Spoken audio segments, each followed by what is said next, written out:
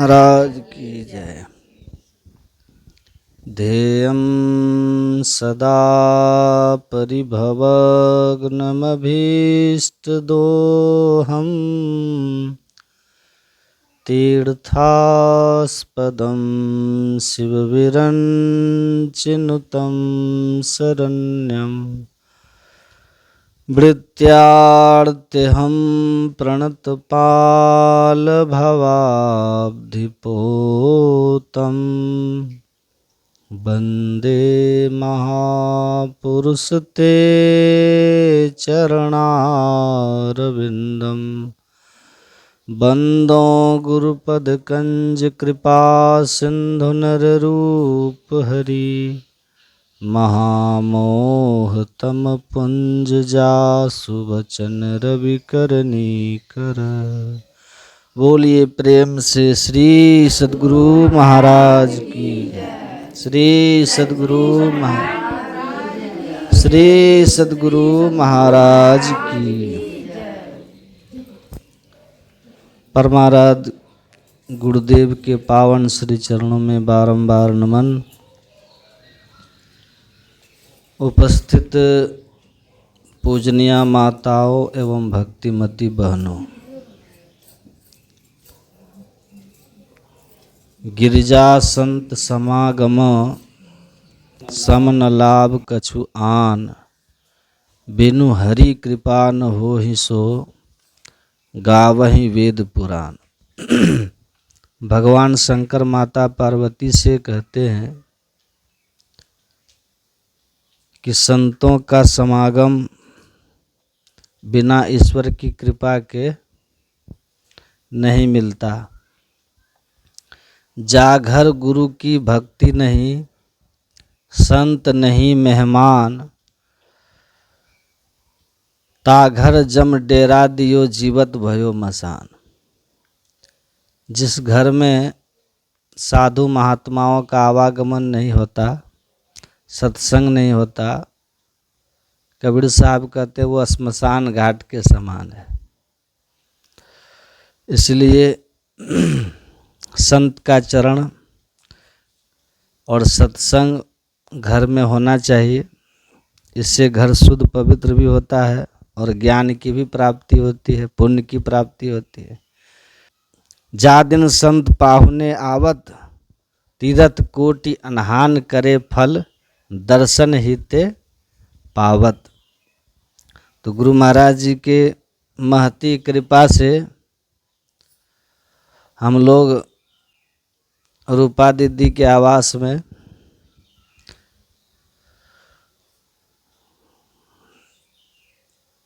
यहाँ सत्संग करने का सुअवसर प्राप्त हो रहा है। और उनके आपके पिताजी क्या नाम है आपके? हाँ, सियाराम पंडित जी के आवास में, उनका ही नाम लेना ठीक है नहीं? हाँ, उनके आवास में सत्संग कर रहे हैं। देखिए संसार में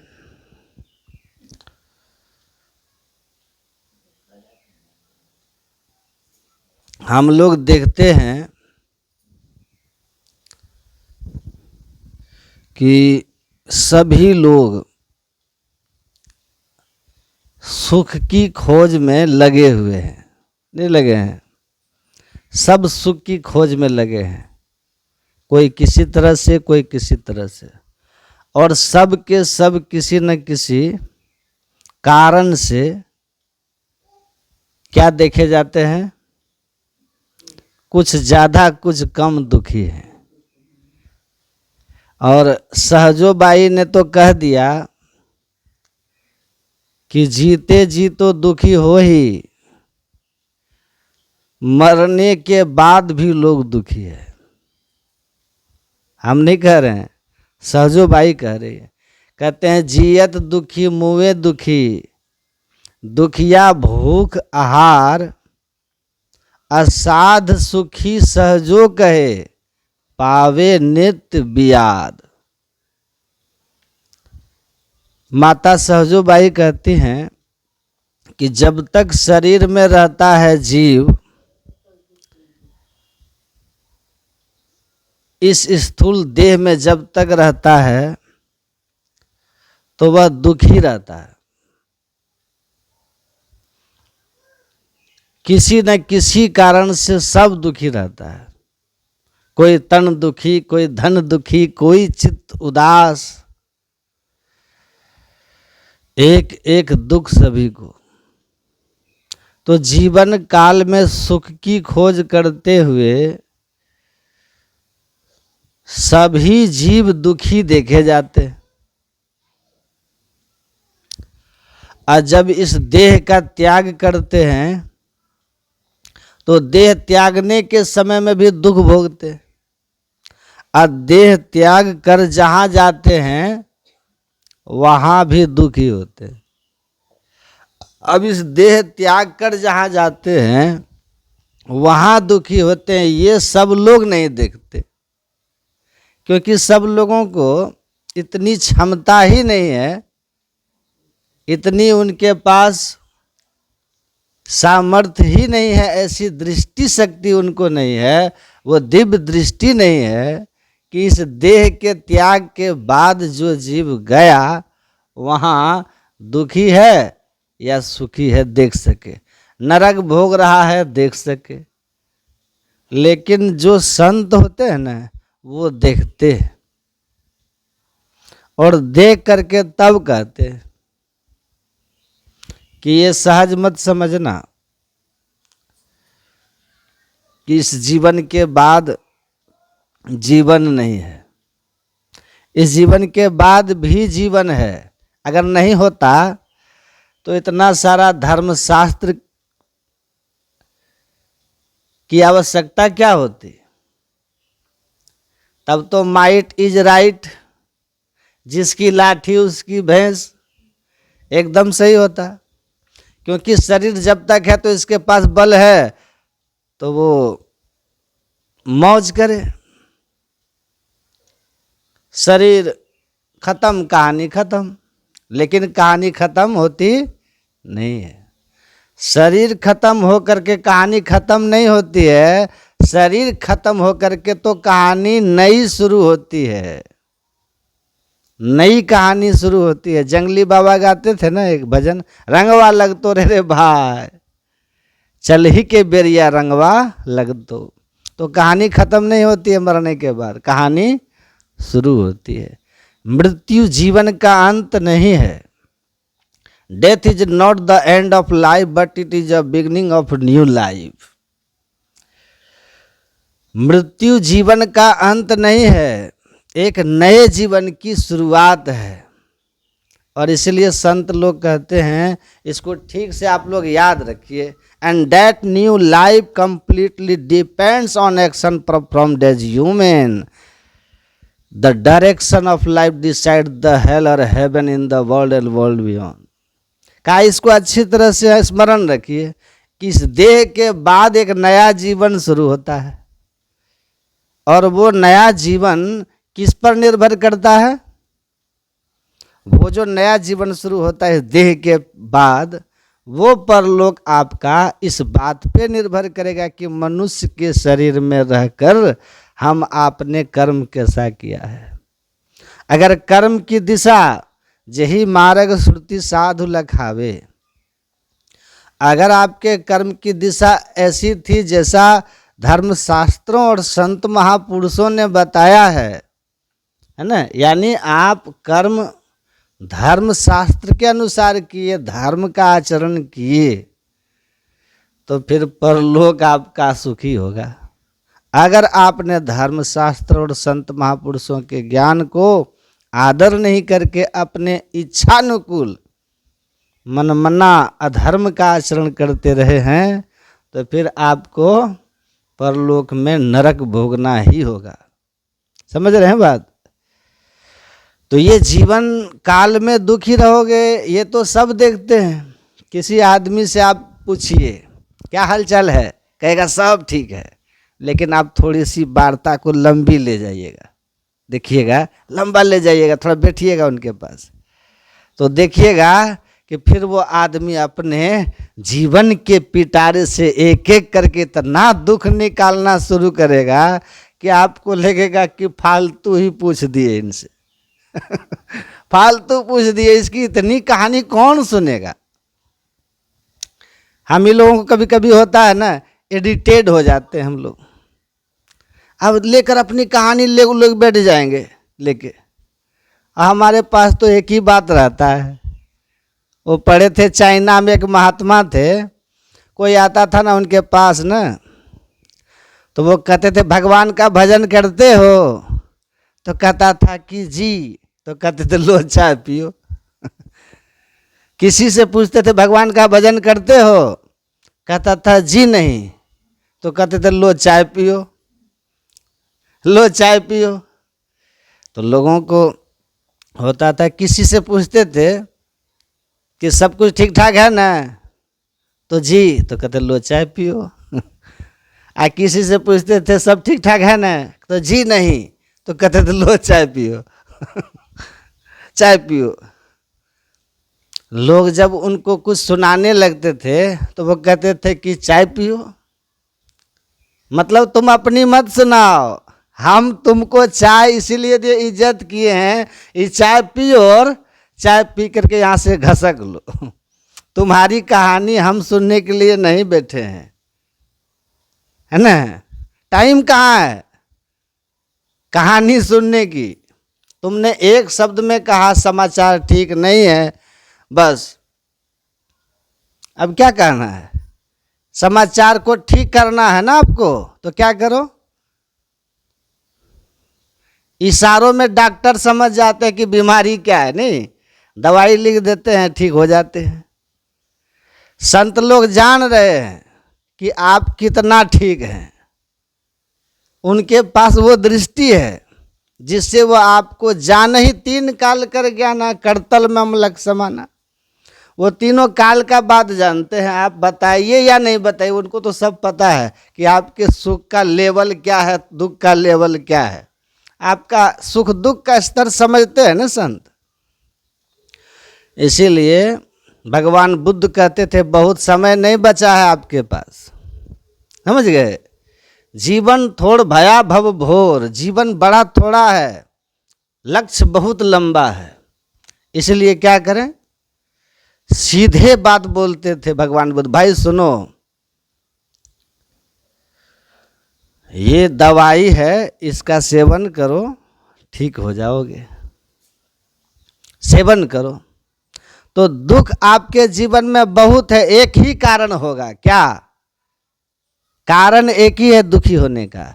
सभी दुखों के मूल में एक ही कारण है, मोह सकल व्याधिन कर मूला।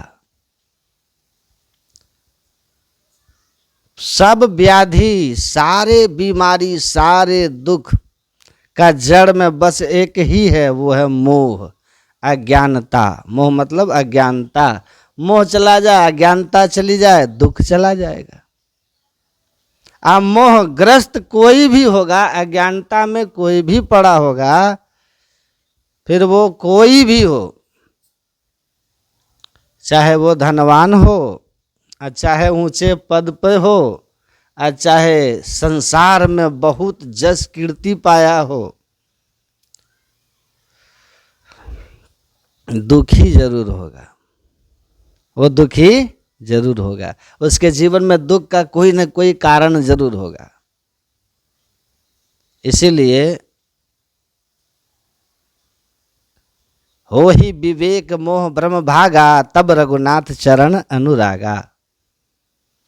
तो जैसे कोई बोलता है ना कि बाबा क्या कहें, दुख है, हम बोलते हैं एक ही शब्द में कि हाँ भाई सबको है, हमको भी है सबको है। दुख का इलाज है क्या, जम के ध्यान और सत्संग कीजिए। गुरु महाराज कहते हैं ना, उसको मानिए, जम के ध्यान सत्संग कीजिए, उसको मानिए कीजिए, तो ठीक ठीक संत और सदगुरु के बताए मार्ग पे आप चलेंगे ना, शास्त्र के अनुसार चलिएगा ना, तो आपके जीवन से दुख धीरे धीरे छंटता चला जाएगा। समझ रहे हैं भाव।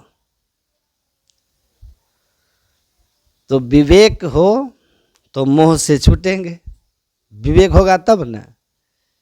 अब विवेक बिना सत्संग के होता नहीं है। बिनु सत्संग विवेक न होई, आराम कृपा बिनु सुलभ न सोई। विवेक बिना सत्संग के नहीं होता।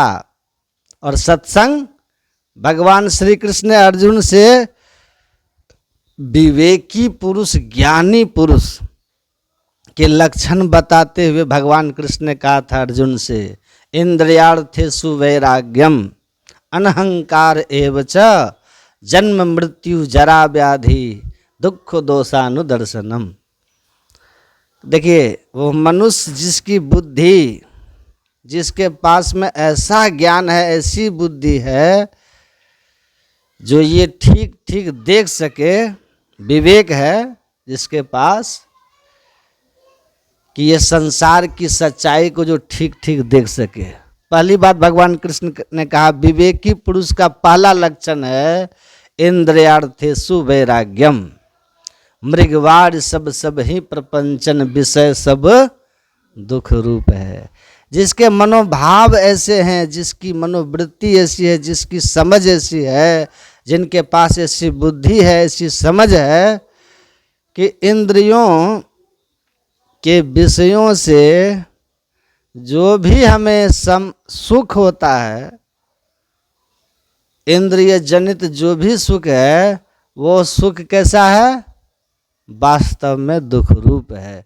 इसलिए भोगों से वो वैराग्य रखता है। विवेकी पुरुष का पहला लक्षण, जिसको संसार के सुख से वैराग्य है, कहा वही विवेकी है, वही ज्ञानी है, वही समझदार है। और जिनको संसार के भोगों में गहरी आसक्ति है, वही अविवेकी है, अज्ञानी है। क्योंकि दुख का बीज वही है। समझ रहे हैं? मोह सकल व्याधिन कर मूल। जब विषय के सुख की ओर प्रवृत्ति हुई तो दुख का बीज आपने बोया, फिर अब दुख बढ़ते जाएगा। बीज माही जो वृक्ष विस्तार। बीज से जैसे एक आम की गुठली से वृक्ष में विस्तार होते चला जाता है, वैसे ही जैसे ही विषय भोग को हम जीवन का लक्ष्य बनाते हैं, वैसे ही हमारे जीवन में दुख का विस्तार शुरू होता है। कहा जो संसार के विषय भोग को जीवन का लक्ष्य नहीं बनाया, जो संसार के विषयों को कैसे उपयोग करता है, गुरु महाराज जी कहे दवाई की तरह। दुनिया में कोई ऐसा आदमी आपको मिलेगा जो कहे दवाई हम पेट भरने के लिए खाते हैं? स्वाद के लिए कोई दवाई खाते हैं? दवा का सेवन हम स्वास्थ्य लाभ के लिए करते हैं। गुरु महाराज कहते हैं उसी तरह से जो संसार के विषयों का उपयोग इस शरीर को संसार में चलाने भर के लिए जो शक्ति चाहिए, उसके लिए करता है, वो भी धर्म पूर्वक।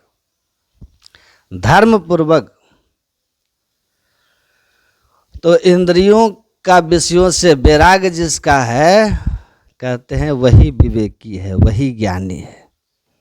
वही क्या है? बोलिए। विवेकी है, ज्ञानी है। ये गुरु महाराज की जो तस्वीर देख रहे हैं ना, किसी मनुष्य की नहीं है, साक्षात नारायण हम लोगों को ये ज्ञान उपदेश किए हैं। और मैं ही जो अनुभव ज्ञान हो, अनुमान क्या करे, अनुभव करके सब कहे कि जो कह रहा हूँ वो सत है, मान लो। तो कहते हैं इन सबसे ज्ञान अज्ञान का कोई मतलब नहीं। धन से, पद से, पैसा से, पोस्ट से ज्ञानी और अज्ञानी का एकमात्र भेद करने वाला है जिसको संसार से आसक्ति है।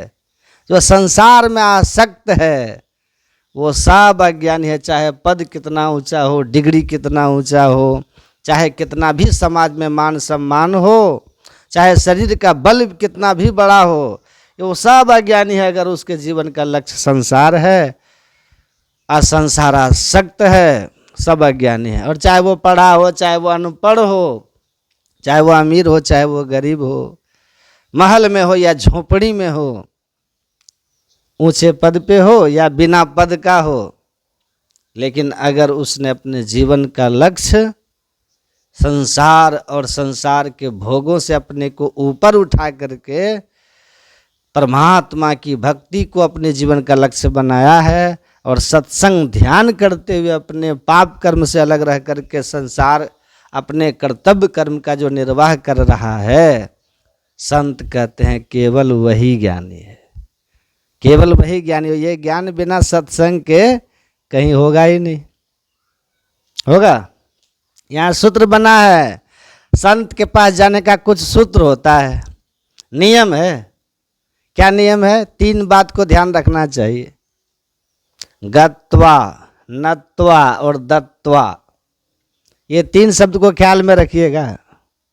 यदि किसी संत को आपको पता चले ना, किसी संत का आपको पता चले कि संत आए हैं, तो सबसे पहले तो रुकिए मत, घर में चले जाइए उनके पास।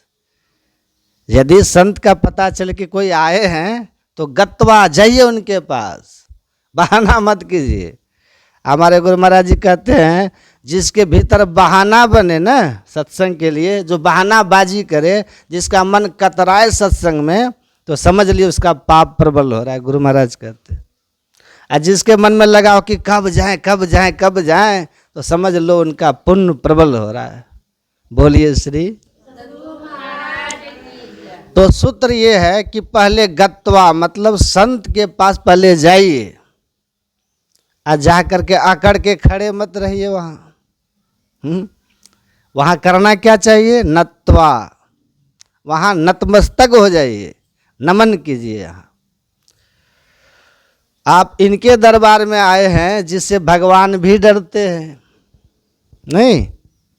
अरे हाँ पलटू हरि उधो से कहे, संत से मैं डरूं। इतना ही नहीं, आप और पढ़िए, देवता 33 कोटि संत से सब ही डरते। राम के घर के बीच काज सब संते करते। संत जो कह देते हैं भगवान के घर में वही होता है। सहजो हरि के घर मुक्ति है, और गुरु के घर भगवान। माल मुलुक हरि देते हैं, माल मुलुक हरि देते हैं, और हरिजन हरि ही देते हैं। संत भगवाने दे देते हैं। संत जिनको चाले ना, इनको भगवान का दर्शन कराना है, कह देंगे, भगवान को कह देंगे इनको दर्शन दीजिए, देना पड़ेगा।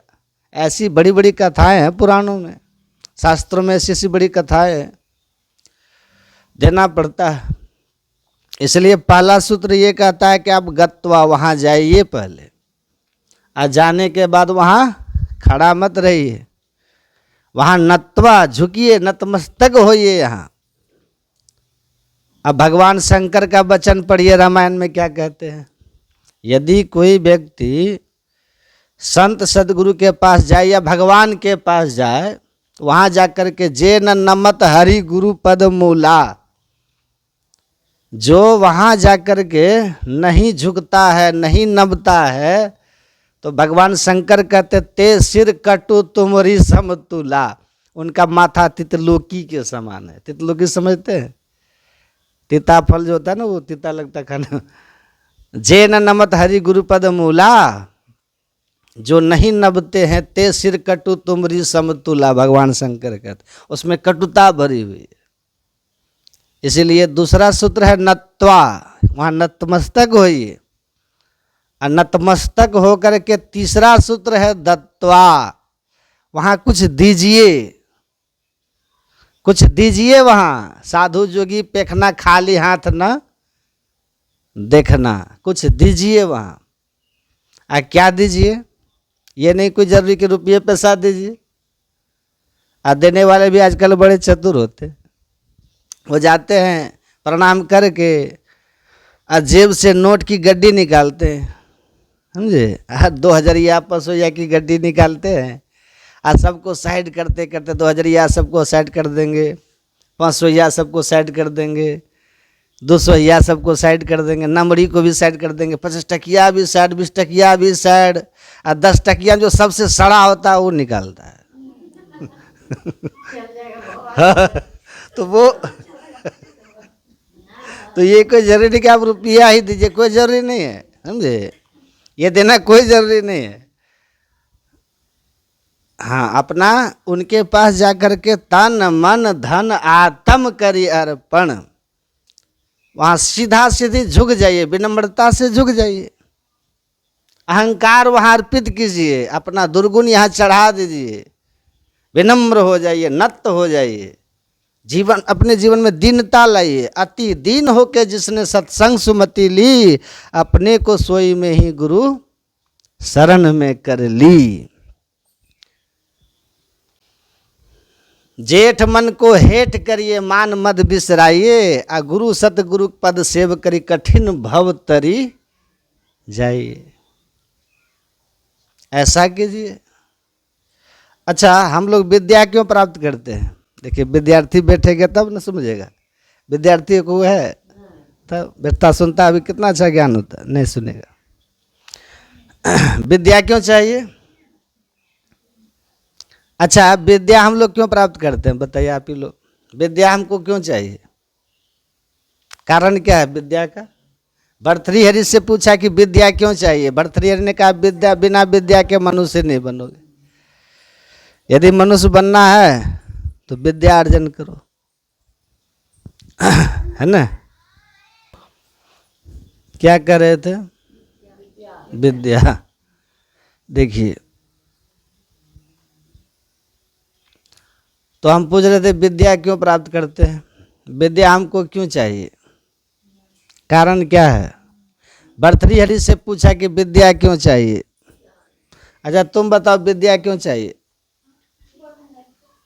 विद्या क्यों पढ़ते हम लोग?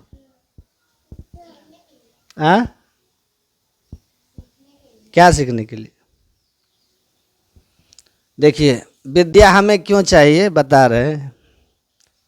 कारण क्या है? भर्तृहरि से पूछा कि हमें विद्या क्यों चाहिए। भर्तृहरि ने कहा, बिना विद्या के हम मनुष्य ही नहीं बनेंगे।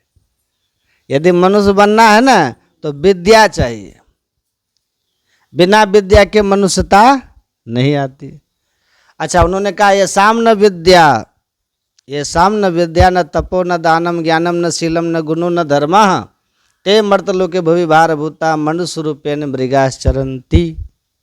भर्तृहरि कहते हैं, मानव तन तो मिला, लेकिन यदि मानव तन में रह करके विद्या अर्जित नहीं किया है व्यक्ति, तो वो मनुष्य ही नहीं है, वो मनुष्य ही नहीं है। अच्छा, विद्या किसको कहते हैं बता तो? सुनती कहाँ है? सत्संग में बैठ गए, मन तो है ही नहीं। उधर बैठो, वहाँ सामने बैठो, वहाँ बैठो, इधर बैठो, मम्मी के पास बैठो। अब बच्चा के छोड़ के बैठो, सुनो।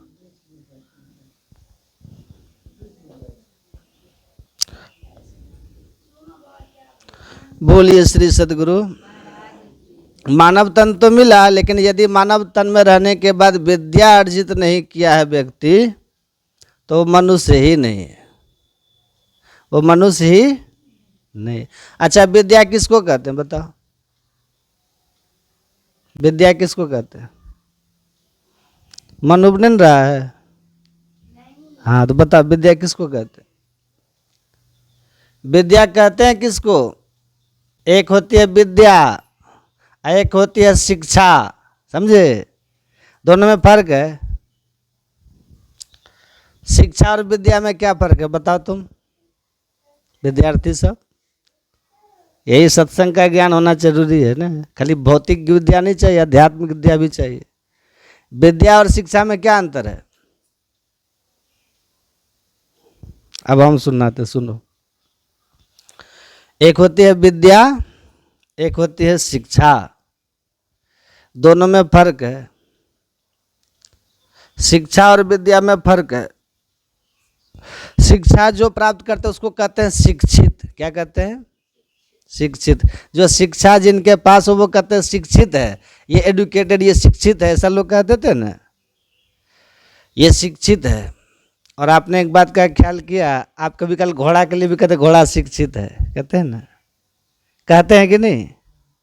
घोड़ा, ये घोड़ा शिक्षित है क्योंकि बढ़िया से टमटम को खींचता है। ये तोता भी शिक्षित है क्योंकि तोता राम राम कहता है, कह देते हैं ना। तो शिक्षा तो तोता को भी मिल जाती है, शिक्षा तो घोड़ा को भी मिल जाती है। कुत्ता को देखें, कुत्ता को कितनी शिक्षा रहती है? कुत्ता को देखिए, वो गुप्तचर के पास जो कुत्ता होता है, जो काम मनुष्य नहीं कर सकता वो काम कुत्ता कर लेता है। अब बंदरों की सेना आप जानते हैं कि नहीं, वो भी पिस्तौल राइफल चलाता है, बंदूक बंदर भी चलाता है, आश्चर्य लगता है। तो शिक्षा की बात अलग है, समझे, शिक्षा अलग है, शिक्षा अलग है, अब विद्या अलग है। विद्या किसको कहते हैं? जब शिक्षा के संग में संस्कार जुड़ता है तब वही विद्या कहलाती है। बोलिए श्री। असंस्कारहीन जो शिक्षा है वो शिक्षा है, वो तो पशु के भी पास भी होती है, वो तो तोता मैना के भी पास होता है, नहीं होता है। तुलसीदास जी लिखते हैं, साधु असाधु सदन सुख सारी, असुम रही नाम देही गनिगारी।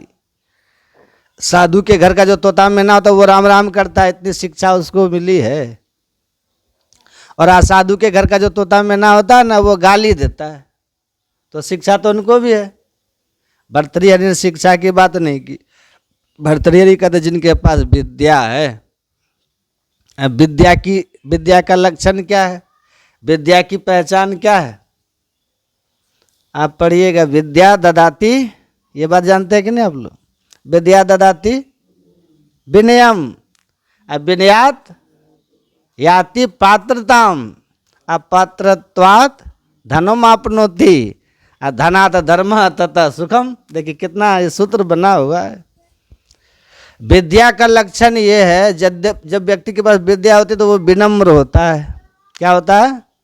और जब विनम्र होकर रहता है, विनम्र व्यक्ति को ही पात्र, उन्हीं के पास पात्रता, वही पात्रता उनके जीवन में होती है। और जहाँ पात्रता होती है उन्हीं के पास धन टिकता है, और जिनके पास धन है वही धर्म करता है, और जो धन से धर्म करता फिर वही सुखी होता है। वही सूत्र बना है। धन किसी के पास बहुत है, लेकिन यदि धन से धर्म नहीं हो तो वो सुखी होगा? आप धन को रख लीजिए जेब में, घूमते रहिए, आप सुखी नहीं हो पाइएगा, बल्कि और टेंशन होगा दिमाग में। तुलसीदास जी कहते हैं, उभय प्रकार प्रेत पावक जो धन, जब तक धन नहीं है ना तब तक प्रेत की तरह नाचते रहिए, और धन कमाने के लिए एड़ी चोटी का पसीना ये करते रहिए, और जब धन हो जाए तब आग के तरह जलते रहिए, धन की रक्षा करने के लिए। ये दोनों तरह से दुख ही देता है धन। और यदि उसी धन से धर्म करे तो सूत्र बना, धनात् धर्म तथा सुखम। धन से धर्म हो तब फिर उससे सुख मिलता है। तो मूल में देखिए विद्या का परिणाम क्या होता है। रावण के पास विद्या थी लेकिन रावण विनम्र था। रावण के पास कितना विद्या था? नहीं था। कितना बड़ा विद्या था उसके? रावण विनम्र नहीं था, विद्या तो था, ज्ञान तो चारों वेद का था उनके पास, चारों वेद पढ़ा था, ब्रह्मा जी से चतुर्वेदी रावण कहलाता था। और शंकर भगवान ने कहा, अरे रावण तुम किसी को प्रणाम क्यों नहीं करता है? कम से कम मुझे तो प्रणाम करो। रावण ने कहा, हम प्रणाम नहीं करते किसी को, हम किसी से छोटे रहेंगे तब न प्रणाम करेंगे। अब पढ़ा है चारों वेद। शंकर भगवान कह रहे ठीक है, किसी को नहीं कर तो कम से कम हमको तो प्रणाम करो। मैं तेरा आराध्य हूं, मैं तेरा गुरु हूं, मुझे तो प्रणाम करो। रावण ने काम किसी को करते ही नहीं है, तो आपको कैसे करेंगे? अरे मुझे तो करो। पढ़िएगा, महापुरुष ऐसी कथा सुनाते हैं। रावण ने क्या किया, जहां शंकर भगवान बैठे थे ना कैलाश में, पूरा कैलाश को उठा करके अपने माथे पे रख लिया और कहा कि शंकर जी आपका पैर मेरे माथे पे आ सकता है लेकिन मेरा माथा आपके पैर पे नहीं जाएगा। कितना टेढ़ा है रावण, है ना? विनम्र है, टेढ़ा देख रहे कैसा है? जो झुकता है उसमें जान होती है, नहीं, और जो नहीं झुके वो मुर्दों की पहचान होती है। लेकिन विद्वान जो विद्यावान होते हैं वो विनम्र होते हैं। विद्या ददाति विनयम, रामायण में लिखा है। हनुमान चालीसा हम लोग आप पढ़ते हैं। विद्यावान कौन होंगे? विद्यावान जो होंगे ना, गुणी, अति चातुर। जो विद्यावान होंगे वो गुणी होंगे और चतुर भी होंगे। जो विद्यावान होंगे राम काज करबे को आतुर होंगे, भगवान का काम करने के लिए वो आतुर रहेंगे। ये विद्या का लक्षण, विद्या की पहचान है। राम का काज क्या है? राम का काम कौन है? भगवान का कौन सा काम है? भगवान का काम एक ही है, सत्संग और भजन, बस ये नहीं। ये सत्संग भगवान का अंग, अब बैठ करके भजन करना वो भगवान की भक्ति। तो जो विद्यावान होंगे वो सत्संग और ध्यान भजन वो निश्चित रूप से करेंगे। यदि इतना नहीं कर रहा तो समझिए उसके पास विद्या है ही नहीं है, वो शिक्षित है, घमंडी है। विद्यावान गुणी अति चातुर, राम काज करबे को आतुर। तो विद्या जड़ में विद्या है, अब विद्या होगी तो वो चतुर होगा। और चतुर का लक्षण क्या है? एक चतुर होता है उसको धूर्त बोलते हैं। क्या बोलते हैं उसको? तो विद्यावान आदमी धूर्त नहीं होता। वो कैसे चतुर होते हैं? तुलसीदास जी लिखते हैं, चतुर शिरोमणि तेई जग माही, जे मणि लागे सो जतन कराही। राम भगति चिंतामणि सुंदर, बसे गरुड़ जाके उर अंतर। हे गरुड़ जी, जो राम की भक्ति रूपी चिंतामणि के लिए प्रयत्न करे वह चतुर शिरोमणि है। और यह चतुरता जीवन में तब आती है जब व्यक्ति के जीवन में विद्या आती। अब विद्या कब आती है? गुरु गृह गए पढ़न रघुराई, अल्पकाल विद्या सब पाई। मास्टर बन करके पढ़ाइएगा तब विद्या नहीं मिलेगा। मास्टर साहब तो खैनी भी खा लेता है, नहीं खाते? अब बच्चे से कहता जाएगा पुड़िया ले आ तो दुकान से, नहीं कहता है। अब बच्चा मास्टर साहब के लिए भी लेता है, अपने लिए भी ले लेता है। तो मास्टर से विद्या, मास्टर से शिक्षा मिलेगी, विद्या नहीं। इसलिए तुलसीदास जी कहते हैं, जो गुरु के पास जाए, गुरु के पास जो जाए वहाँ वो उसको विद्या सिखाते। जो गुरु से जुड़ करके रहे, समझ रहे हैं? वो गुरु किनको कहते हैं? सुन रहे हैं कि नहीं? गुरु किसको कहते हैं? सुन रहे हैं कि नहीं? कभी कल शरीर रहता है यहाँ लेकिन मन चल जाता है घर। तन के साथ साथ मन भी यहाँ होना चाहिए, नहीं? देखिए भगवान का उपदेश है ये। हम एक भी बात आपको अपनी नहीं सुना रहे हैं, सब संत भगवंत का ज्ञान सुना रहे हैं। अब बड़ी श्रद्धा से इसको सुनिए। आज सत्संग सुनते सुनते कड़ी सत्संग भी कीजिए और गुरु खोज करिए, गुरु की भी खोज करते रहिए। क्योंकि राम भगवान कहते हैं ना, गुरु पद पंकज सेवा, तीसरी भक्ति अमान।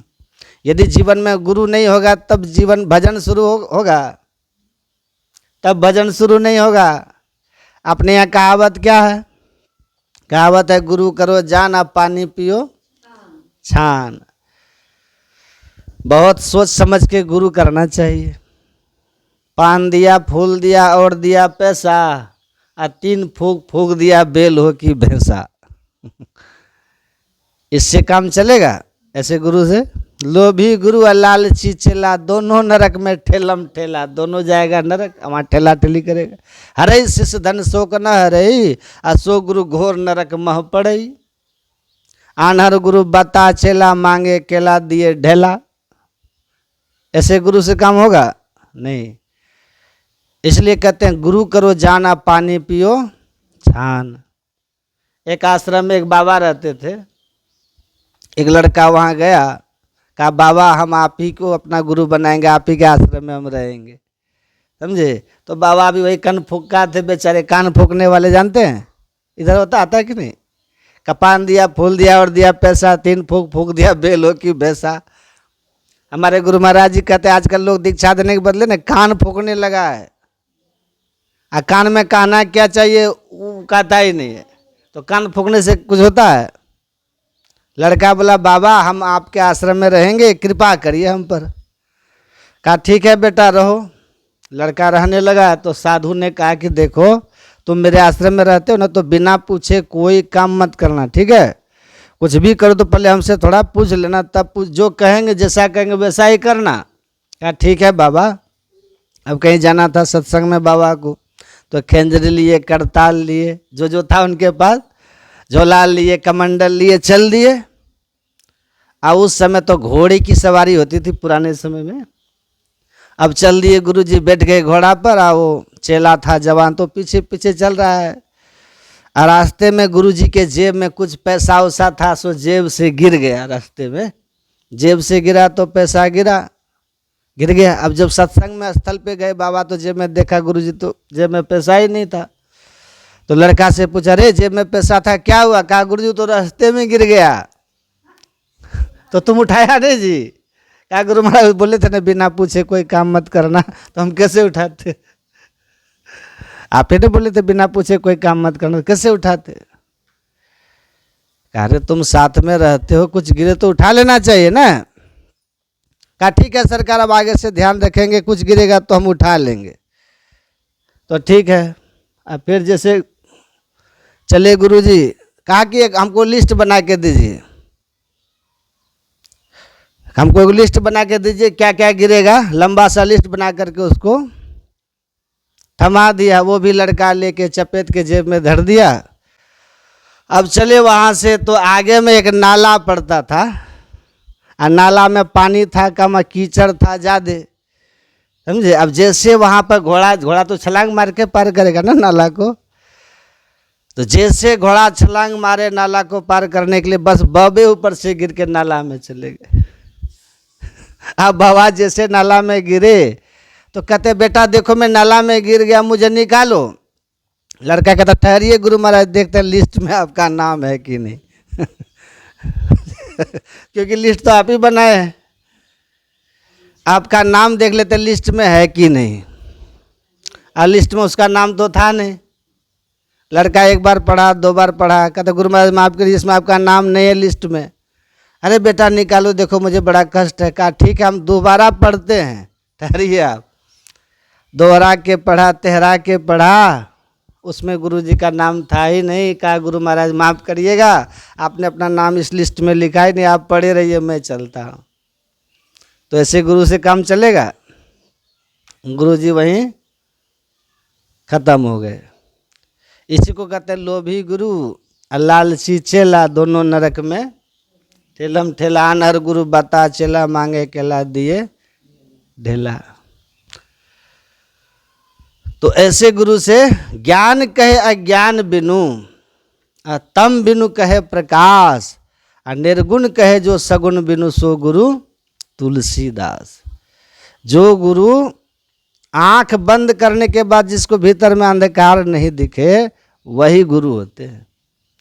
आज यदि चेला को भी अंधकार ही दिख रहा है और गुरु को भी अंधकार ही दिख रहा है, तो समझिए दोनों गुरु चेला बराबर है, नहीं है गुरु चेला का संबंध।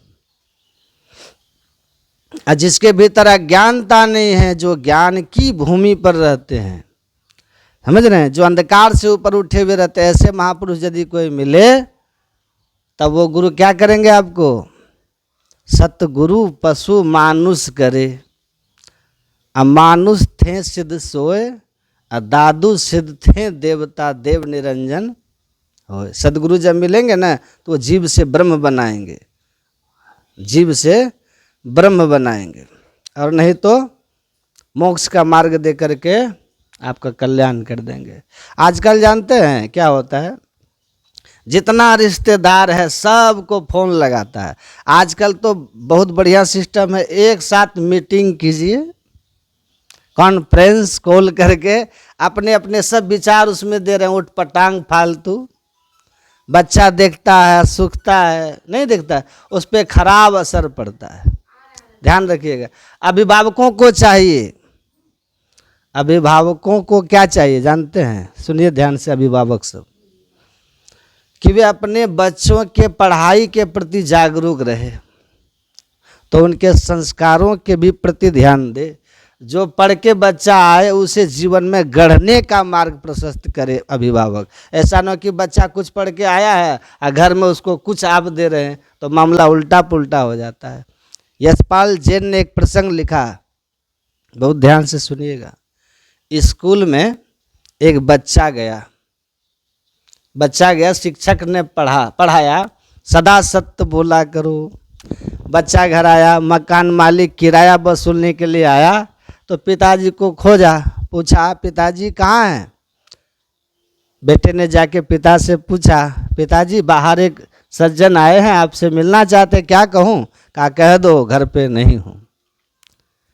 दूसरे दिन बच्चा स्कूल गया और उसे पढ़ाया गया, सब जीवों से प्रेम करो। बच्चा घर आया, देखा किसी बात पे उसकी माँ और पिता आपस में झगड़ रहे थे। तीसरे दिन फिर स्कूल भेजा गया और स्कूल में पढ़ाया गया, सब जीवों पे दया करो। बच्चा घर आया, देखा उसका बड़ा भाई एक लाठी से अपाहिज भिखारी को खदेड़ रहा था। चौथे दिन उसे स्कूल जाने के लिए जब कहा गया, तब बेटे ने अपने पिता से कहा, पिताजी मैं स्कूल नहीं जाऊंगा, पिताजी मैं स्कूल नहीं जाऊंगा, क्योंकि वहाँ ठीक नहीं पढ़ाया जाता, वहाँ पढ़ाई ठीक नहीं होती। मैं समझता हूँ सारी बातें स्पष्ट हो गई होगी, समझ रहे हैं कि नहीं? तो शिक्षक, छात्र और अभिभावक तीनों को बहुत ध्यान रखना चाहिए कि नहीं? तो ये सब भी जानिए, बाद में बिगड़ जाता है तो माँ बाप कहते हैं हम बिगड़ गया बाबा, हमने तो कोई कमी नहीं की। गौर से देखो, कमी वहीं से थी, क्योंकि पहला गुरु है माता पिता। पहला गुरु माता पिता ही होते हैं ना, उनका सबसे ज़्यादा असर बच्चे पे पड़ता है, इसलिए ध्यान रखिएगा। तो बच्चा एक बच्चा बिगड़ा हुआ था, जानते हैं क्या हुआ? रिपोर्ट कार्ड लेकर के आया, और जब लेके आता था ना तो उसके पिताजी पिटने लगते थे, इतना पढ़ा, इतना कुछ किया और नंबर इतना कम फेल। इस बार रिपोर्ट कार्ड लेके आया तो रिपोर्ट कार्ड तो हाथ से न बनता है, रिपोर्ट कार्ड 90% करके खुद से ले आया। पिता ने देखा, कहा कि तुम्हारा और 90%, 3 साल से तो लगातार तुम फेल कर रहे हो, इस बार 90%। विश्वास नहीं हुआ, झूठा कहीं का आया होगा तुमको 9%, 9 नंबर आया होगा, और तुम आया है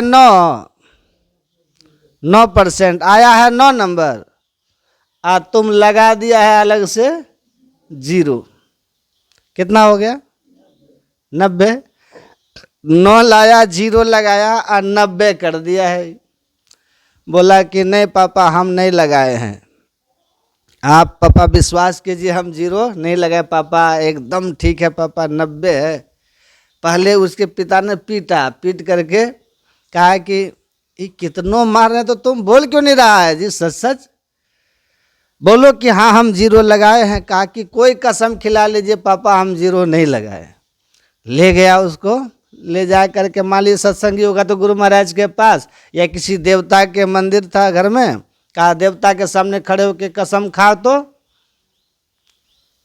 कि हम 0 नहीं लगाए हैं। अगर हम झूठ नहीं बोल रहे हैं नहीं तो इसका हमको बहुत बुरा फल मिलेगा। कहा पापा हम सामने खड़े होकर के भगवान को साक्षी मान के कसम खा रहे हैं कि हम अगर 0 लगाए होंगे मार्कशीट में तो हमको बुरा फल मिले, हम भोगेंगे, बहुत दुख भोगेंगे। पिताजी चले गए, फिर भी विश्वास नहीं हुआ, बेटा पे कॉन्फिडेंस था कि ला ही नहीं सकता ही, चला गया। छोड़ो हटाओ कोई बात नहीं। माँ बोली बेटा ऐसा तुम क्यों किया? तुम 90% तो नहीं ला सकते, हम भी जानते हैं। पिताजी के सामने मार खा ही लिया था तो अब सच स्वीकार कर लेता, कह देता क्यों झूठा कसम खा लिया तुम? बोला मम्मी हम झूठा कसम नहीं खाए हैं। कहा तो तुम्हारा 90% आया था जो बोल दिया कि हम 0 नहीं लगाए हैं। कहा मम्मी हम 0 नहीं लगाए हैं, हम 9 लगाए हैं। क्या लगाए हैं? हम 9 लगाए हैं। 0 तो कसम खाने में क्या लगा था, आया था 0, पीछे से 9 लगा के 90 कर दिया था। अब पिताजी मारा था, आया होगा 9 आई 0 लगा दिया। अब बेटा 0 में 9 लगाया था, सोचिए, समझे? तो सावधान रहिएगा, है कि नहीं? कभी कोई कसम खा रहा हो ना तो देखिएगा कहीं ऐसा ना हो कि पीछे से लगाया हो, वो भी देखिएगा।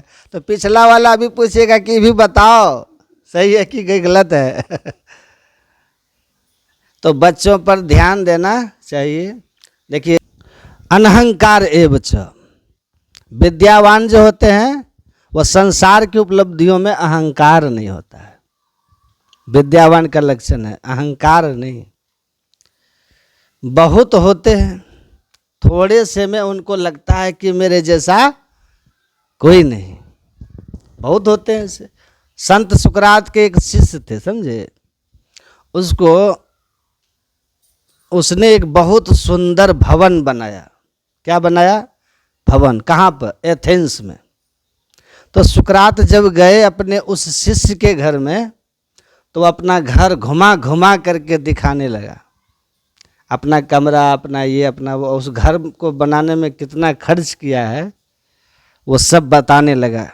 इतना खर्च किए, इतना किए, कहाँ से मिस्त्री आया, क्या आया, इंटीरियर डेकोरेटर कौन था, ये सब बताने लगा। अपने घर को घुमा घुमा के दिखा रहा है, घर की तारीफ सुना रहा है। संत सुकरात को लगा कि ये घर में बंद गया है, घर में बंद गया है। तो संत सुकरात ने क्या किया? सुकरात अपने शिष्य का, जैसे हर गुरु भला चाहते हैं ना शिष्य का, तो वो भी भला चाहते हैं कि भाई इसको, इस घर के मोह में ये मेरा शिष्य पड़ गया है, अब मोह सकल व्याधिन कर मूला, ये घर के मोह में अब आफत आने वाली है इसको। घर के मोह में पड़े रह गया, प्राण निकल गया, तो कहा क्या होगा उसका? तो कहा कि अंत समय जो घर को सुमिरे, क्या होता है उसका? हाँ, घर में आप जो घर बनाते हो उसमें खाली आप ही रहते हैं।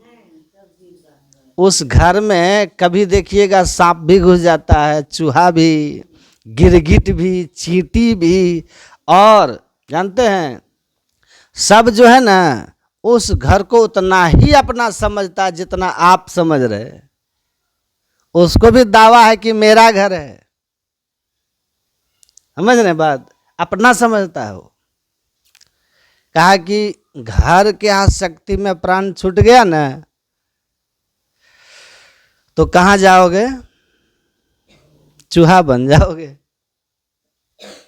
चूहा योनि में चले जाएंगे। तो लगा कि हमारे शिष्य जो है घर के आसक्ति में पड़ गया, अभी तो आदमी से ये चूहा बन जाएगा। अच्छा नहीं है ये, इसका अहंकार का नाश होना चाहिए। गुरु महाराज कहते हैं अहंकार से सब कुछ बिन से नाश होना चाहिए। तो विश्व का एक नक्शा पड़ा था घर में, दुनिया का होता है ना घरों में, विश्व का नक्शा उठाया संत सुकरात ने और कहा कि ये बताओ कि ये विश्व ब्रह्मांड कितना बड़ा है, कोई हिसाब है? आकाश में तारे जो आप लोग देखते हैं, एक एक तारा इस धरती से लाखों करोड़ों गुना बड़ा है, दूरी के कारण छोटा छोटा दिखता है। जब एक तारा इस धरती से लाखों लाख गुना बड़ा है, तो ये ब्रह्मांड कितना बड़ा है।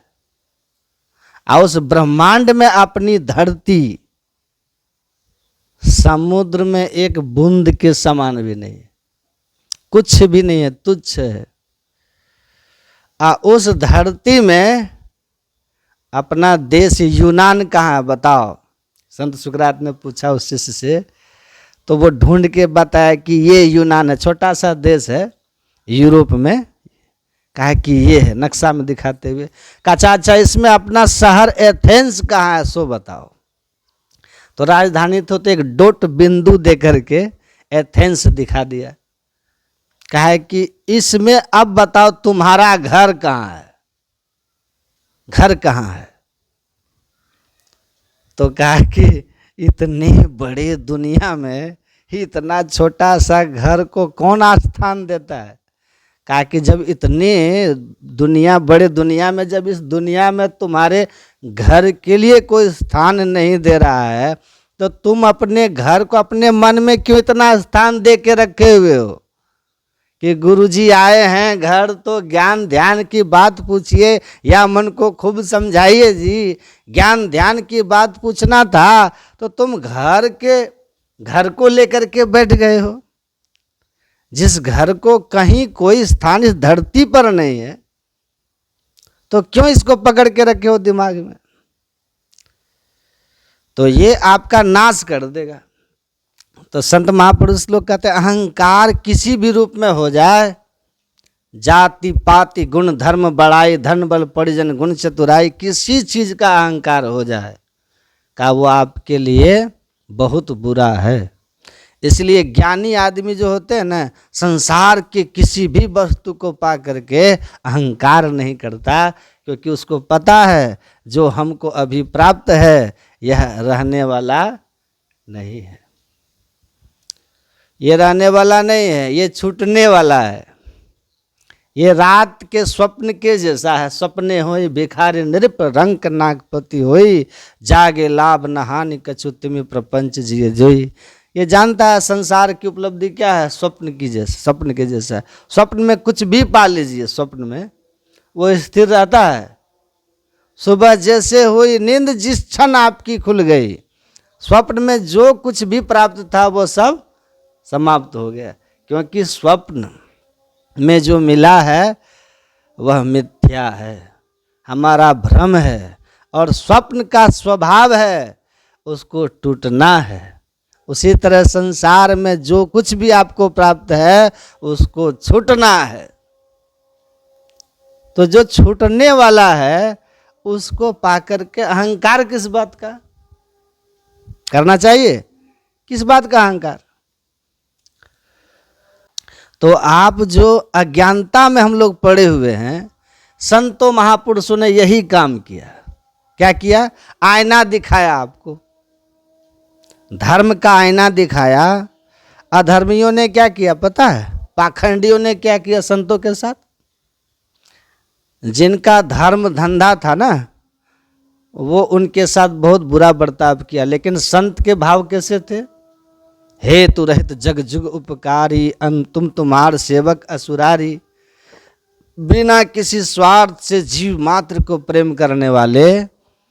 संसार में सब स्वार्थ का व्यवहार है, लेकिन संत जो होते हैं ना, जो निस्वार्थ जीव मात्र से प्रेम करते हैं।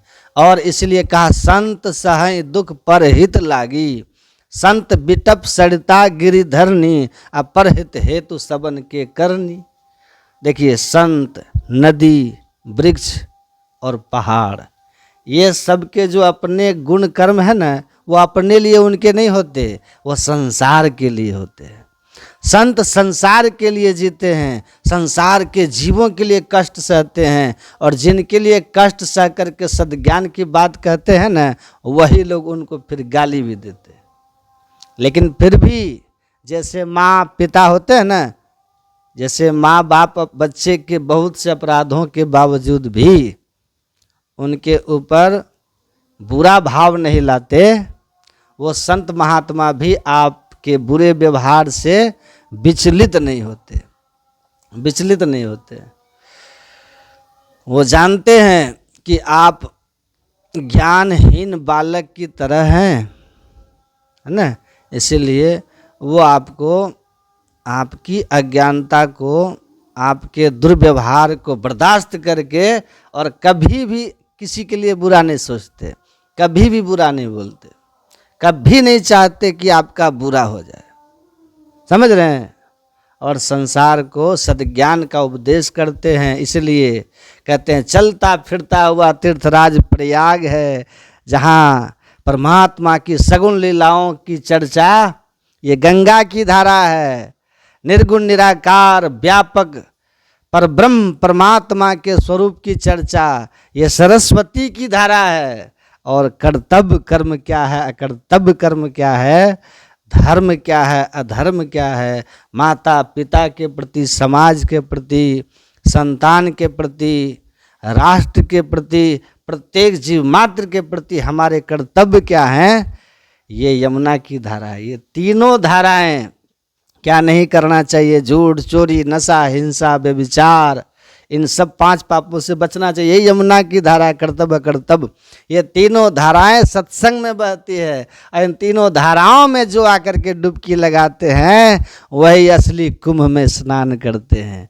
बोलिए श्री, यही असली कुंभ है। उसको न धन की कमी रहती है, अर्थ धर्म, न धन की कमी, न धर्म की कमी, न संसार के, धर्म पूर्वक भोगों की कमी और ना ही सदगति मुक्ति की अभाव रह जाता, मोक्ष भी मिल जाता है।